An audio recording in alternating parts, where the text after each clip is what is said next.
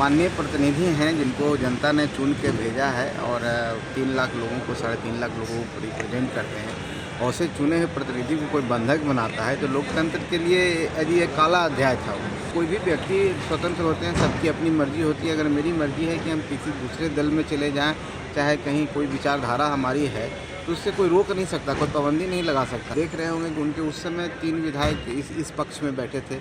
अभी भी सुने हमने, जैसा आप लोग के माध्यम से सुने हैं कि 3 विधायक और आ गए हैं, तो उनकी अपनी स्वतंत्र विचारधारा है। आरोप हम लोग ने तो कभी कुछ नहीं किया, वो तो खुद कहे थे कि खेला होगा।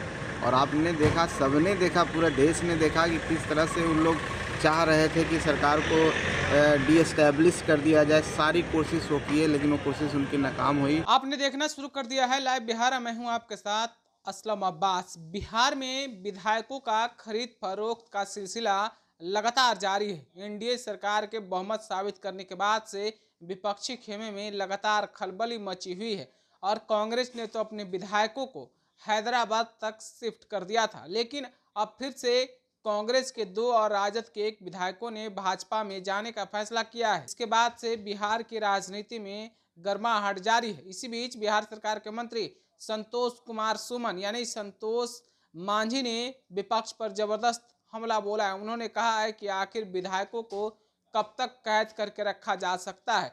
3-3.5 लाख का जो विधायक रिप्रेजेंट करते हैं, उनको आखिर अपनी विचारधारा के साथ जाने का पूरी आज़ादी है। इसके अलावा और क्या कुछ बोल रहे हैं संतोष मांझी, जरा सुनिए। माननीय प्रतिनिधि हैं जिनको जनता ने चुन के भेजा है और 3 लाख लोगों को 3.5 लाख लोगों को रिप्रेजेंट करते हैं। और से चुने हुए प्रतिनिधि को कोई बंधक बनाता है तो लोकतंत्र के लिए यदि एक काला अध्याय था वो। और कोई भी व्यक्ति स्वतंत्र होते हैं, सबकी अपनी मर्जी होती है। अगर मेरी मर्जी है कि हम किसी दूसरे दल में चले जाएं, चाहे कहीं कोई विचारधारा हमारी है, तो उससे कोई रोक नहीं सकता, कोई पाबंदी नहीं लगा सकता है। पाबंदी लगा सकते हैं कुछ दिन, 1, 2, 4 दिन के लिए। आप देख रहे होंगे कि उनके उस समय 3 विधायक इस पक्ष में बैठे थे। अभी भी सुने हमने, जैसा आप लोग के माध्यम से सुने हैं कि 3 विधायक और आ गए हैं, तो उनकी अपनी स्वतंत्र विचारधारा है और उसको कोई चेंज नहीं कर सकता। लेकिन आरोप आप लोगों पे लग रहे हैं कि खरीद फरोख्त के जरिए प्रलोभन देकर आप लोग ला रहे हैं। आरोप हम लोग ने तो कभी कुछ नहीं किया, वो तो खुद कहे थे कि खेला होगा।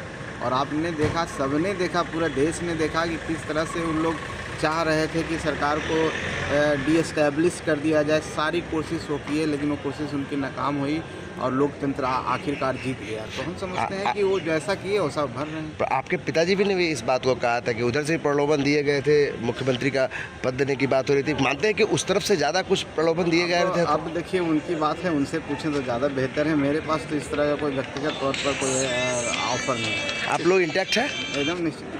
तो अभी आपने मंत्री संतोष कुमार मांझी को सुना है, किस तरीके से वो बोल रहे थे। उनका साफ साफ कहना था कि जो विपक्ष के लोग खेला करने की बात कर रहे थे, जो खेला दिखाने की बात कर रहे थे, उनके विधायक अब उनके साथ ही खेला कर रहे हैं। साथ ही साथ एनडीए गठबंधन को लेकर भी उन्होंने कहा है कि पूरी तरीके से हम लोग मजबूती के साथ खड़े हैं और सरकार चल रही है। साथ ही लोभ और लालच देने के सवाल पर उन्होंने कहा कि मुझे किसी ने अभी तक कोई लोभ और लालच देने की कोशिश नहीं की है। हालांकि कोई करता भी तो हम सब लोग एनडीए के साथ मजबूती के साथ खड़े हैं, कहीं कोई आने और जाने का सवाल ही नहीं है।